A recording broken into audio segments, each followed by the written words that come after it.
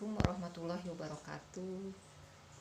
Bertemu kembali di mata kuliah yang berbeda dengan kelas yang sama mungkin ya. Oke, mata kuliah yang saat ini Ibu ampuh adalah mata kuliah metodologi penelitian yang merupakan kelanjutan dari statistik deskriptif ya. Kenapa mata kuliah statistik itu di awal ya? Tujuannya apa? Dengan tujuan pada saat Anda memasuki mata kuliah metode penelitian ada gambaran statistika apa yang akan diambil ya. Oke.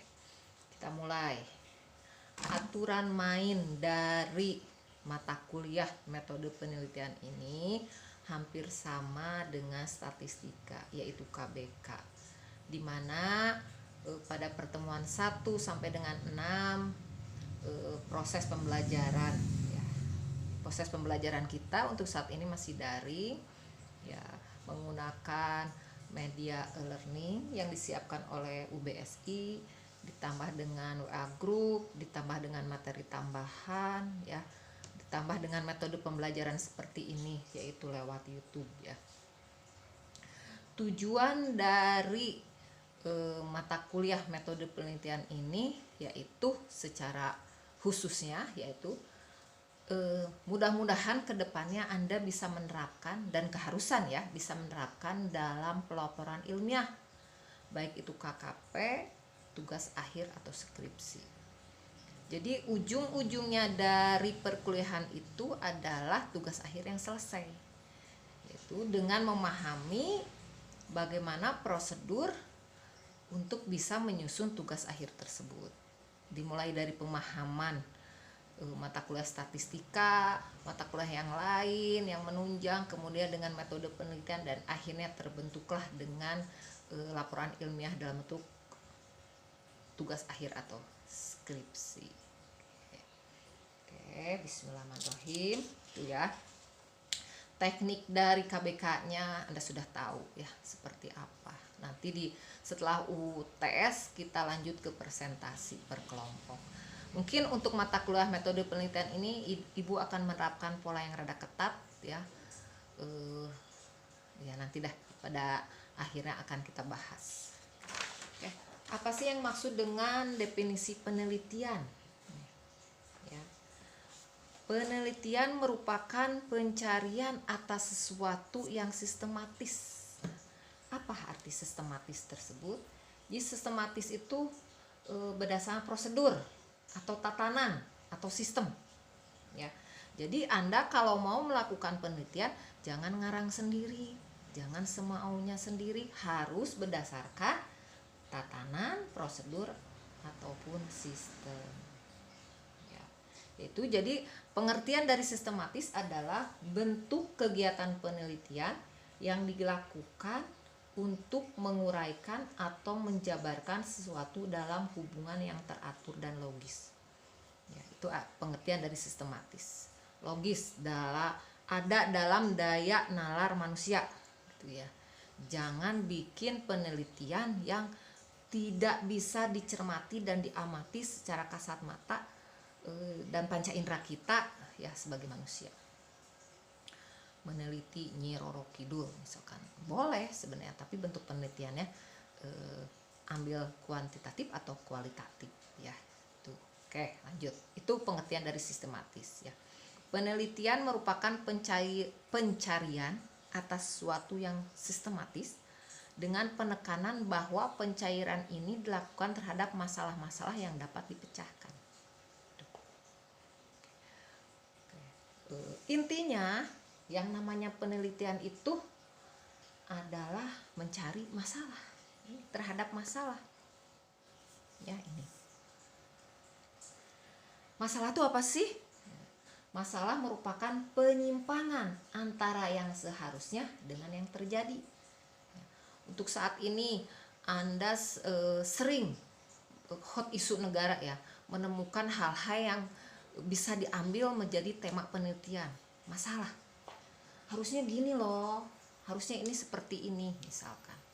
Ya, kalau konteksnya ke politik, kita melihat adanya perbedaan perlakuan kerumunan yang dilakukan oleh HRS dengan siapa misalkan. Kenapa HRS harus dipidanakan sementara yang ini enggak dengan dalil ini. Itu kan sebenarnya masalah ya. Oke. Yang dapat dipecahkan. Oke. Ingat ya, setiap masalah dapat dipecahkan. Dengan cara apa? Yaitu dengan cara melakukan penelitian dengan mengacu kepada sistematis. Ya. Oke. Paham ya? Oke. Beda antara masalah dengan rumusan masalah. Kalau masalah merupakan penyimpangan antara yang seharusnya, ya, antara yang seharusnya dengan yang terjadi. Kalau rumusan masalah adalah pernyataan penelitian yang disusun berdasarkan masalah yang harus dicarikan jawabannya. Makanya kenapa di dalam sistematika penulisan, ya, dimulai dari bab 1, latar belakang masalahnya apa, diungkap dengan menyajikan referensi dan penelitian pendukung. Kemudian di situ ada poin ya 1.2 biasanya rumusan masalah ya. Jadi beda antara masalah dengan rumusan masalah. Oke, bisa lanjut next. Nah, sekarang proses penelitian. Proses penelitian adalah rangkaian tindakan apa saja yang dilakukan dalam melaksanakan penelitian. Yang pertama nih, menurut Suarjana 2012, identifikasi pertanyaan penelitian. Ya, identifikasi, ya, mengidentifikasikan. Ini biasanya berangkat dari masalah. Jadi identifikasi itu biasanya berangkat dari masalah.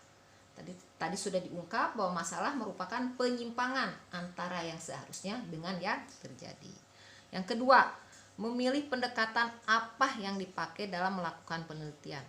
Itu lazimnya ya di beberapa referensi menurut Cashwell, Sugiono juga, bahwa yang namanya pendekatan penelitian itu untuk ranah kita lah ya, untuk D3, S1 itu kuantitatif, kualitatif, dan campuran. Materi tambahannya nanti akan Ibu share ya, apa itu perbedaan kuantitatif, kualitatif, dan campuran. Yang ketiga, memilih desain penelitian dan metode pengumpulan data yang cocok. Desain penelitian itu apa sih? Metode yang akan dipakai. Oke, untuk penjelasan desain ini lihat materi tambahan desain penelitian ya, Ibu sudah siapkan juga.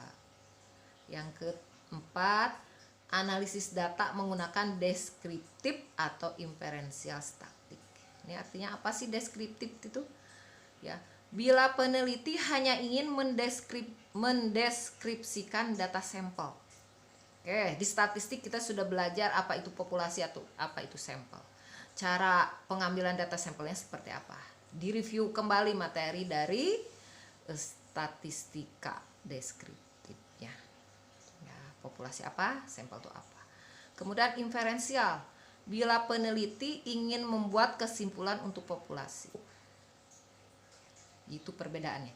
Anda mau ambil yang mana analisisnya, mau deskriptif atau inferensial, tergantung Anda mau ambilnya untuk sampel atau populasi. Oke, sebenarnya materi untuk yang video ini tidak akan banyak ya, sebenarnya di slide juga ada ya, mungkin di share secara file, soft file ya ke Anda di grup WA mungkin, atau juga di ruang e-learning, karena biasanya YouTube ini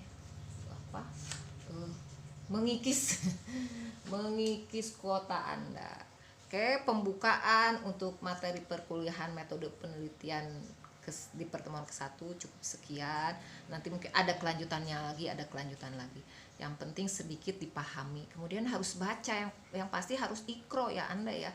Dari materi yang Ibu share Anda harus pahami. Kemudian mencari tambahan lain di luar, discovery ya, Anda mencari sendiri sumber referensi yang dipercaya. Ingat, jangan cari referensi itu di blog ya, atau di link yang tidak jelas. Carilah di jurnal ya.